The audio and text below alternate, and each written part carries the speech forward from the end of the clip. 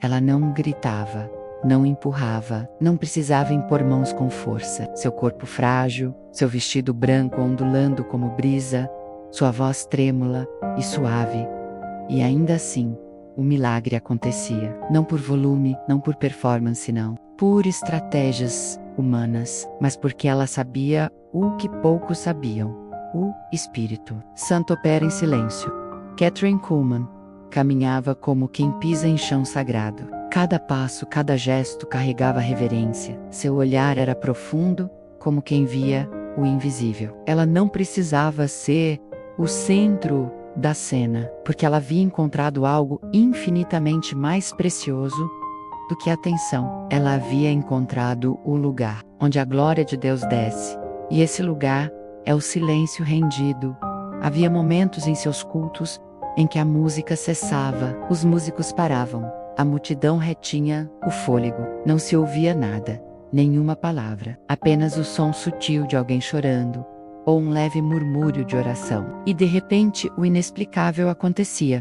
Um corpo se levantava, uma doença desaparecia, um coração endurecido quebrava. Não havia alarde, havia glória, não havia espetáculo, havia santidade. O mundo moderno nos treina a acreditar que o poder está no barulho, que o mover de Deus precisa ser visível, dramático, chamativo. Mas os maiores milagres não acontecem no tumulto, acontecem no quarto fechado, acontecem no coração aquietado, acontecem quando a alma para de lutar e apenas se rende. Kathryn sabia disso, e por isso carregava uma atmosfera que não se podia explicar. Mentalidade. Era aí que tudo começava. Kathryn não pensava como os religiosos da época, nem como os que buscavam fama. Sua mente estava moldada pelo céu. Ela acreditava que o Espírito Santo é uma pessoa viva, santa, profundamente sensível. E por isso, tratava cada segundo diante dele como um privilégio sagrado. Sua mentalidade não buscava impacto emocional, menos buscava obediência. E para ela significava espaço, espaço para que Deus fosse Deus, sem interferência humana. Ela aprendeu que o Espírito não compete com nossa agitação. Ele espera o momento em que decidimos parar de tentar controlar, parar de impressionar, parar de provar, parar e ouvir. Nesse silêncio, nesse vazio voluntário, ele se move, como vento, como fogo, como vida, como resposta que a alma não sabia que precisava. Kathryn cultivava essa atmosfera, não com fórmulas, mas com temor, com uma consciência aguda de que Deus não visita lugares onde Ele é tolerado, Ele habita onde Ele é desejado. Crença.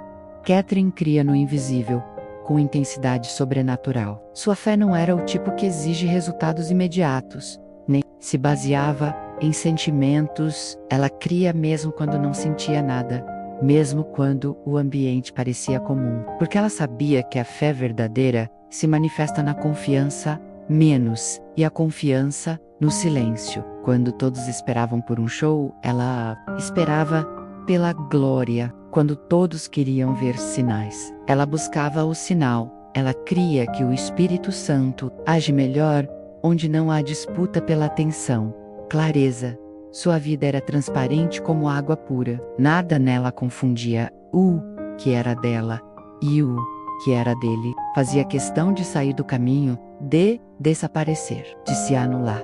Porque clareza é entender que não somos o centro. Clareza é reconhecer que se algo sobrenatural acontece, não foi nossa mão, foi o céu tocando a terra. Kathryn diz: se o Espírito Santo não vier, nada acontecerá. Eu não posso fazer nada. E quando essa clareza guia a alma, o orgulho não encontra lugar para se esconder. Visão. Ela enxergava além da lógica. Vinha gente de todos os cantos para vê-la, mas ela não os via como plateia. Ela via almas, dor, cativeiros, fomes escondidas. O que seus olhos viam ia muito além do físico. E por isso, sua visão não era de curto prazo. Ela não buscava curar o corpo. Ela esperava que o espírito transformasse o espírito. Ela via o eterno em cada rosto. E isso moldava seu tom, sua postura, sua entrega, propósito. Catherine não vivia por ministério, ela vivia por presença. Seu propósito não era encher auditórios, nem colecionar testemunhos. Era ser um lugar onde o Espírito Santo pudesse descansar. Seu sim a Deus era radical. Não era condicionado ao sucesso, à reputação, à aceitação. Ela dizia: não me importa perder tudo, se eu tiver a tua presença. E quando alguém vive com esse tipo de propósito, os milagres os seguem naturalmente. Disciplina. Ela protegia sua alma como se fosse um relicário. Tinha horários de oração que não negociava, guardava momentos de solitude como tesouros.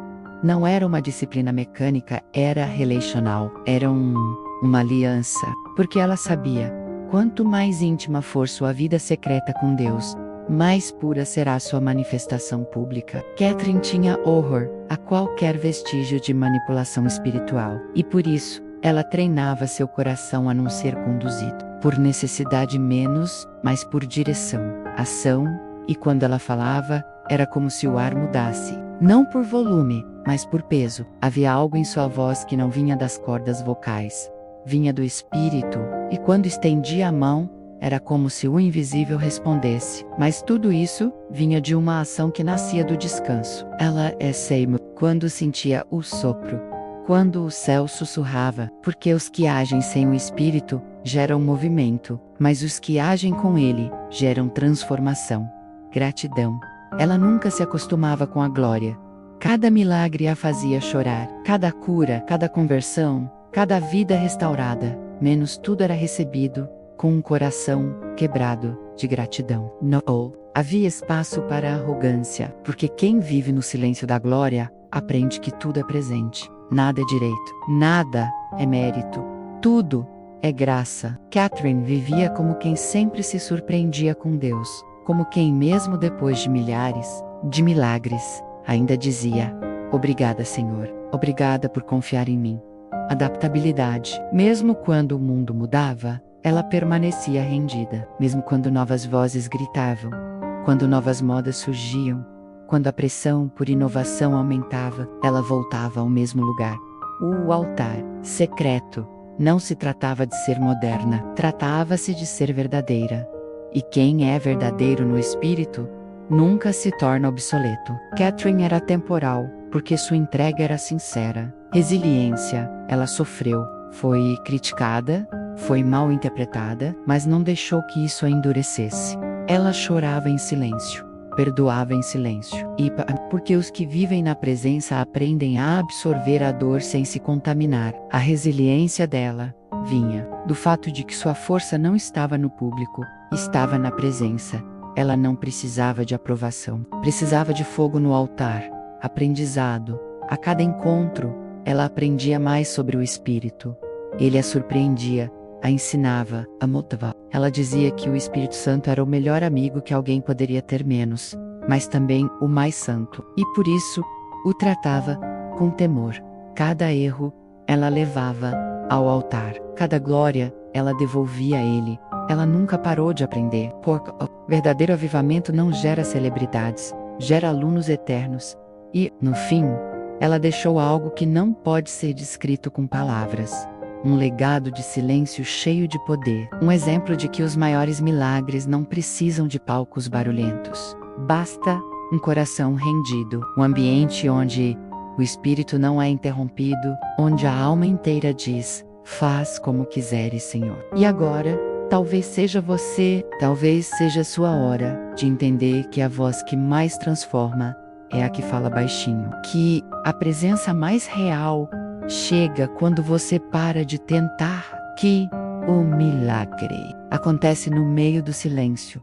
A glória de Deus ainda busca corações que não gritem, mas say random, que não manipulem, mas esperem, que não impressionem, mas carreguem o peso da presença, como Kathryn Kuhlman, que não gritava, que não fazia barulho, que não dramatizava, mas que vivia tão próxima do céu, que quando ela se calava menos Deus falava. E quando Deus fala, nada permanece igual. Se essa presença que você sentiu nesse vídeo tocou algo profundo em você, não ignore, porque pode ser o próprio Espírito Santo, sussurrando o seu nome. Escreva nos comentários: fala, Senhor, estou ouvindo. Faça isso como um ato de rendição, um altar público da sua fé. Compartilhe este vídeo com alguém que precisa aprender a ouvir Deus no silêncio. Inscreva-se no canal para continuar essa jornada espiritual real, sem distrações, sem barulho, só presença, glória e transformação. Porque ainda hoje os milagres continuam vindo em meio ao silêncio. E pode ser que o próximo aconteça em você.